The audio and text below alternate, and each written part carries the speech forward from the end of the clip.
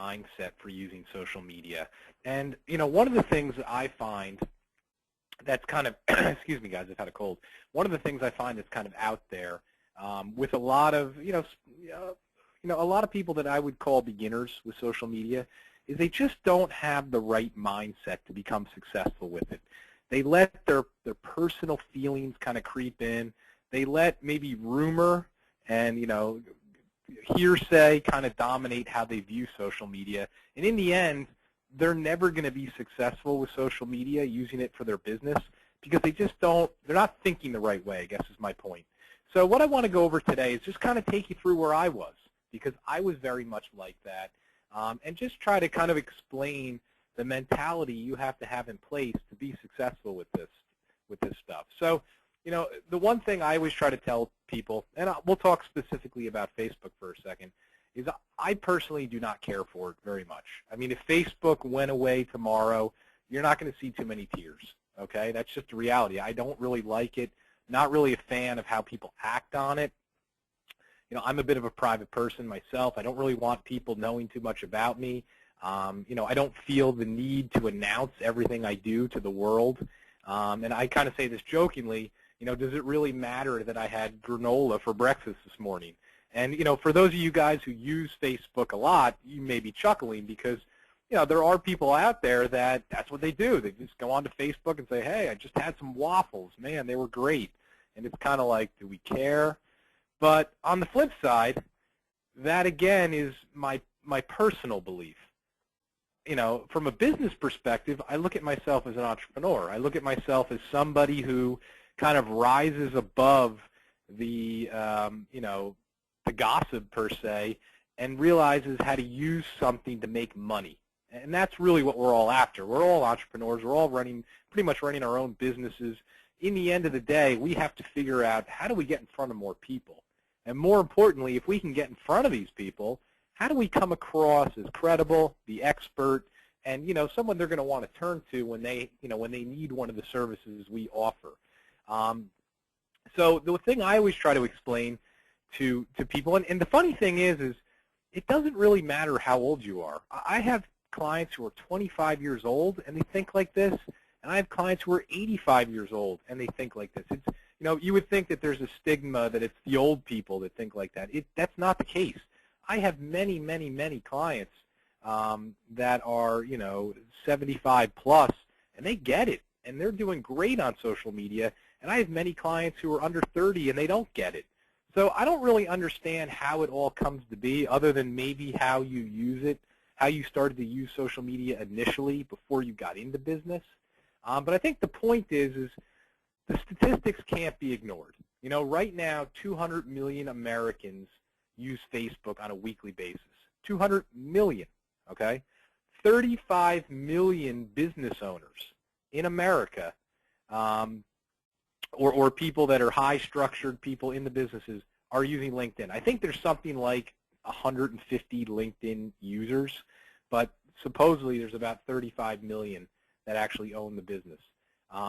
So in general, the thing I always try to explain is there's a lot of people in this country that are quote-unquote addicted to social media. Now, I know addicted could be thought of as a negative term.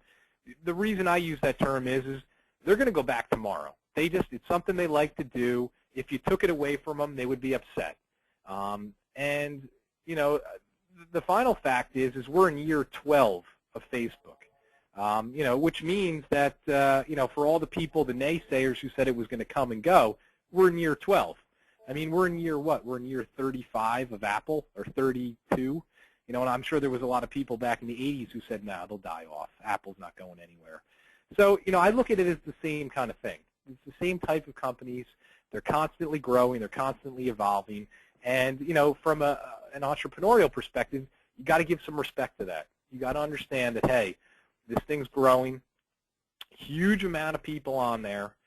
We got to figure out how to use it. So back in 2007, that's kind of when I woke up. I was at a different company. For some of you guys know, I used to kind of own a general agency. Long story short, my clients were insurance brokers, mostly on the life and health side. And one of the things that we were really good at was we would generate all sorts of leads. and give it to our top producers, and obviously give it to producers who weren't putting business through us, so they would give us a try because we were kind of a wholesale-only operation. And long story short, 2007 was kind of a bad year. We used to do a lot of mailers, maybe for Medicare leads. We had calling centers for employee benefit leads. We used to do seminars for like long-term care stuff, all to generate leads for our brokers. And long story short, it wasn't working like it used to. Back in 2001, 2002, results were great. I mean, we were definitely turning profits on those leads. By 2007, you could tell things had changed. I can only imagine how it is in 2015. But these three things weren't working like they used to. So, being kind of the young guy at the company to some extent, I worked with my father, my grandfather. We had about 50 employees, but it kind of took it on myself to say, okay, I got to figure out what the new wave is. And, my opinion of Facebook had always been, it's for college kids. I don't want to get involved with that stuff. I don't really care who's having coffee, stuff like that. And then, I started to educate myself a little bit. And I started to, back then it was about 100 million Americans on it. Started to say, hey, look, there's 100 million friggin' people on this thing. And even if it is college kids and younger people, they're still on it. They're still using it. And if they use it a lot, eventually their parents are going to try to learn to use it to figure out what they're doing. Plus it's free. So what I did was I educated myself. I went in, and I actually went into Facebook and LinkedIn, read a lot of the help guides that they have. I know that sounds silly, but that was kind of the first thing I did. I read all the help guides and set up profiles for myself and for our business. And I made sure that they were impeccable, that there was, that they were well written, had all, the profiles were complete. And, I started on my way of trying to connect with as many people as I could. And, I think from your perspective, guys, is it's trying to figure out in 2015 how to take advantage of all these people who are addicted to it, right? We all kind of hunger to get in front of the big crowd. Let's face it, if someone called you up today and said, hey, we're having this big assembly at the local college, there's going to be 500 people sitting in the crowd who are interested in auto and home insurance. We'd like you to talk to them about how you can help them. You guys would all run there. You'd probably pay $1,000 to go talk to these people. So my point is it's not so much, I think my point is we're all looking to get in front of people. And, whether we're paying or it's free, if we can come out on top, we're going to do it. But the thing with social media is this is where the crowd is.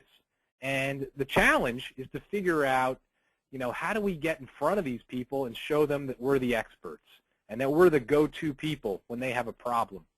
We all kind of want to get those people to come to our websites. We're all after website traffic. And I think my point is that to start, social media at least has the traffic. It's proven. 200 million Americans are on this thing. People are addicted to it. They're going crazy. They're gossiping. They're talking. They're doing all sorts of stuff on there. The problem is that it's not easy. It's not easy to kind of have a strategy and utilize it. But I think the whole point of today's webinar is it starts with having the right attitude. And there's a lot of people, I feel like they get sucked into it. I hear it all the time. I say, well, what's going on with Facebook? What are you doing? Forget Facebook. I can't take it anymore. I can't stand all these people yelling about Obama, and I can't stand all the political talk. And the reality is what I try to say is, who cares? Who cares what these people are talking about? It's completely, utterly irrelevant. The only thing that is relevant is that they're on there talking, and that equals traffic. Once you start looking at it like that, like, you mean it doesn't really matter what all the people are talking about, and it's kind of my job to figure out how to get their attention?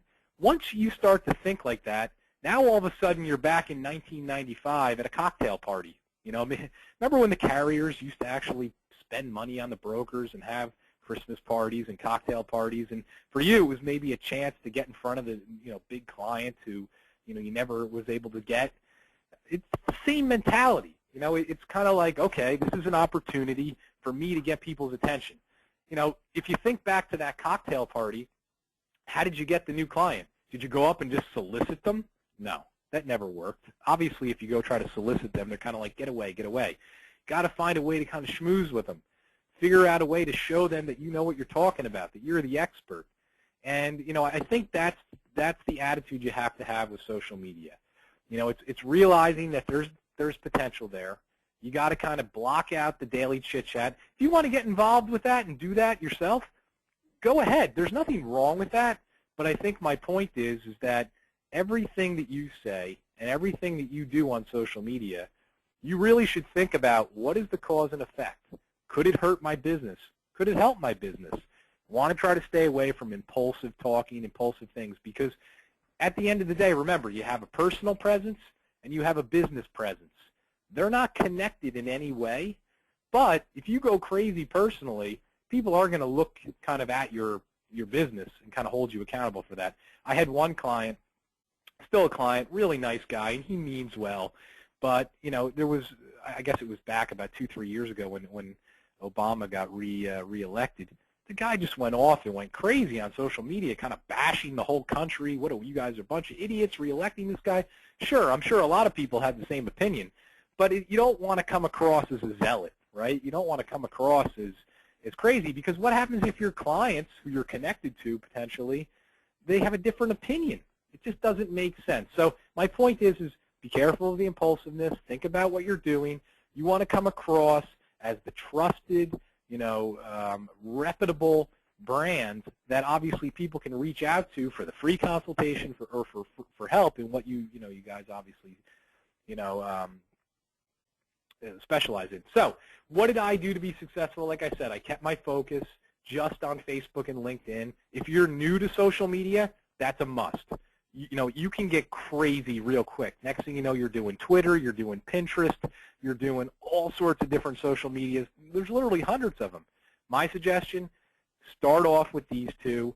That's where most of the traffic is. Obviously make sure you have your personal and business page set up really good.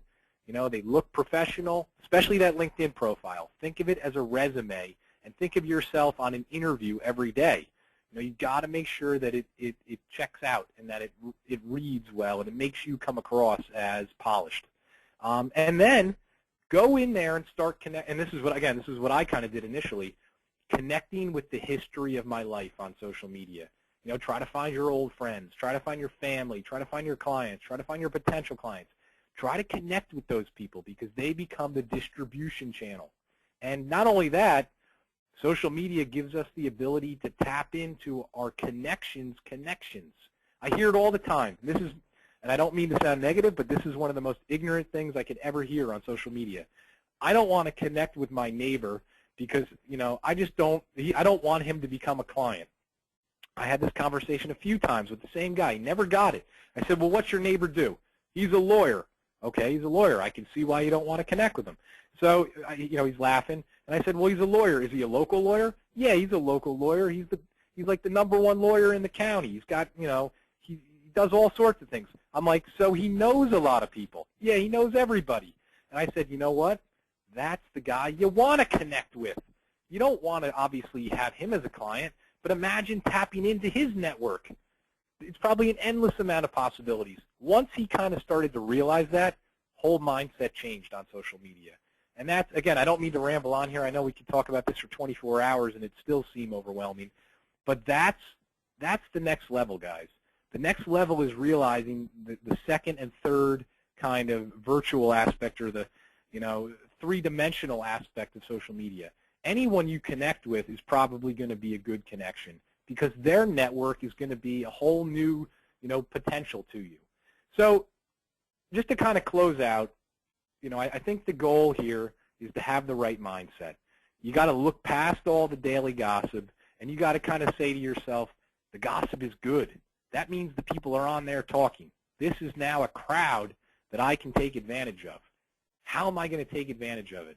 And I think moving forward, I'm going to try to do some webinars this month that kind of go over how to be consistent, how to be strategic, how to connect with people. I'm going to talk about what you should be posting.